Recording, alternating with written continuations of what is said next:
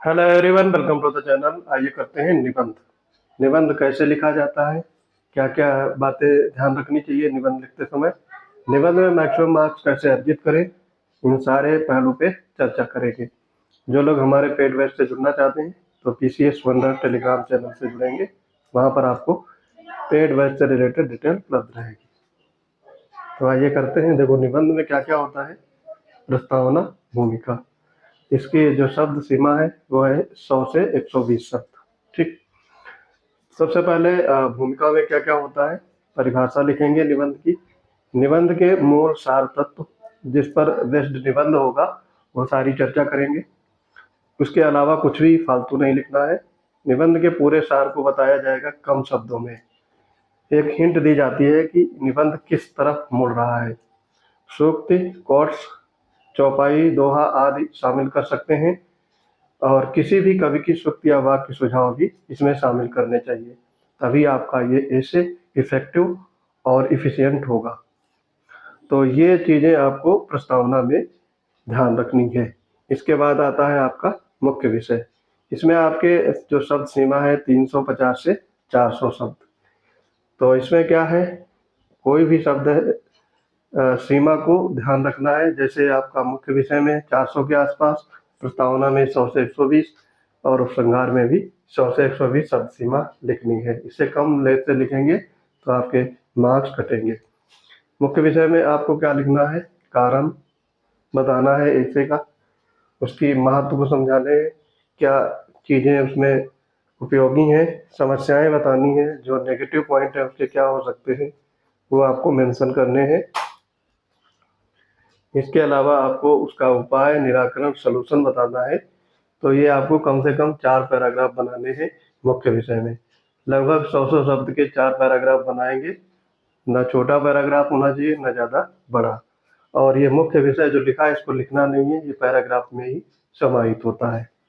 आगे आता है, आप कंक्लूड करेंगे ऐसे को, तो निष्कर्ष लिखेंगे, उपसंहार। दोनों एक ही चीज़ है। 100 से 120 शब्द के बीच इसकी शब्द सीमा है। इसमें लिखा क्या जाता है ये समझे। आगे की राह बताई जाएगी कि क्या इसका सलूशन हो सकता है समाज में, या जो ऐसे है उसके आगे क्या क्या इसमें और प्रोग्रेस किया जा सकता है, उसके तरीके बताए जा सकते हैं, क्या क्या चीज़ें अपनाई जाए, या कौन सी गवर्नमेंट स्कीम इसके लिए उपयोगी साबित होगी। ये सारी चीज़ें इसमें बतानी होती हैं। निबंध को सुनियोजित तरीके से इसका समापन करें। सुनियोजित तरीके से समापन तभी कर पाएंगे जब आपकी मैक्सिमम प्रैक्टिस रहेगी।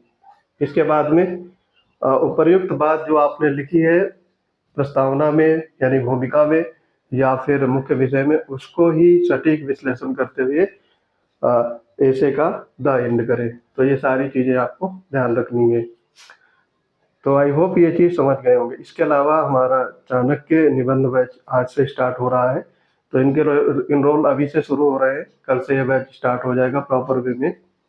इसमें कौन कौन लोग लाभान्वित होंगे, पीसीएस जो दे रहे हैं, बीपीएससी बिहार पीसीएस जिसको बोलते हैं, आरओ और बीईओ जो एग्जाम का नोटिफिकेशन आने वाला है, ये सारे लोग इसमें लाभान्वित हो सकते हैं। इसका जो फीस है दक्षिणा वो 300 रखी गई है, और ये फीस आपकी पर मंथ के हिसाब से है।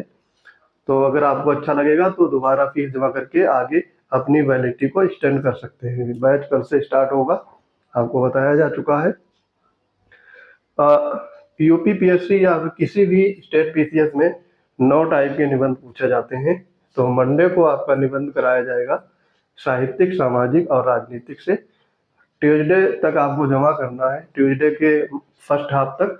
उसके बाद में आपका एक कॉपी चेक होगा और इसका सलूशन और मॉडल निबंध की पीडीएफ आपको पेड बैच में ही उपलब्ध रहेगी। यूट्यूब पे आपको समझाया जाएगा समय समय पर कि ऐसे, और किसी एक एस्पिरेंट की कॉपी का सटीक विश्लेषण यूट्यूब पर भी कराया जाता है। आपने देखा होगा वीडियो यूट्यूब पर जो पड़े हुए हैं। इसके बाद में वेडनेसडे को निबंध दिए जाते हैं विज्ञान, आर्थिकी और कृषि क्षेत्र से संबंधित। तो 3 टॉपिक हर दिन दिए जाएंगे, और इनको आपको विद इन 1 यानी 24 आवर में लिख करके भेजना है, पीडीएफ बना करके ग्रुप में ही, ताकि आपकी कॉपी सही से समय पर चेक हो सके। इसका सलूशन और मॉडल अगले दिन यानी थर्सडे को दिया जाएगा। उसके बाद फ्राइडे को आता है घटनाक्रम, करंट अफेयर से रिलेटेड ऐसे जैसे ऑपरेशन सिंदूर या फिर ऑपरेशन कालनेमी, ऑपरेशन ब्रह्मा, इस टाइप के जो करंट में घटनाएं घटित होती हैं उन पर बेस्ड निबंध होता है, जो काफ़ी चर्चा में रहता है और आयोग इनको ज़्यादा पूछता है। आपदाएं और योजनाएं, जो हमारी क्लाइमेट वाली जितनी आपदाएं होती हैं, महामारी भी इसमें शामिल होती हैं, और जो गवर्नमेंट योजनाएं चलाती है सेंट्रल गवर्नमेंट, वो सारी पूछी जाती हैं। इसका सलूशन आपको सैटरडे को दिया जाएगा मॉडल निबंध के रूप में, और इस पर बेस्ड भी आपका यूट्यूब पर एक किसी बंदे का एनालिसिस कराया जाएगा। संडे को आपकी छुट्टी रहेगी, तो संडे को आप इंजॉय करेंगे। तो यहाँ पर ये आपका शेड्यूल बता दिया गया है। इसमें आपका वैलिडिटी है 30 डेज, तो 30 डेज में आप करेंगे। उसके बाद अगर आपको नीड है तो फिर से आप इनरोल करेंगे दोबारा फीस जमा करके। इनमें आपको और क्या क्या मिलेगा, कापियों का गुणवत्तापूर्ण मूल्यांकन, प्रतिदिन टास्क का सटीक विश्लेषण कराया जाएगा, व्यक्तिगत मेंटरशिप और मार्गदर्शन, आप अलग से बात कर सकते हैं और पूछ सकते हैं अपने बारे में, आपका मूल्यांकन क्या है, आप कितना भी और आगे मेहनत करें। नए पैटर्न पर आधारित निबंध रहेंगे, और रोज ये हिंदी आलेखन इसमें शामिल नहीं है तो इसको आप काट देंगे।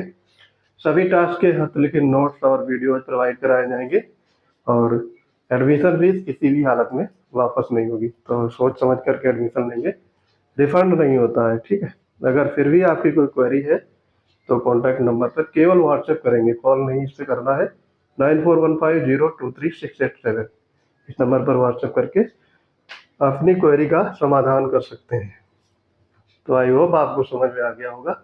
ऐसे में आपको महारत हासिल करनी है तो ये बैच आप अवश्य लेंगे, ठीक है। इसका कल से इसमें टास्क स्टार्ट हो जाएंगे, खास करके आर जिन्होंने निकाला है उनके लिए ये रामबाण साबित होगा, क्योंकि जितने भी ऐसे इंपॉर्टेंट होते हैं उनकी पीडीएफ एक साथ दे दी जाएगी, और लास्ट टाइम में सिर्फ रिवाइज करके मैक्सिमम मार्क्स गेन करके अच्छी रैंक ला सकते हैं।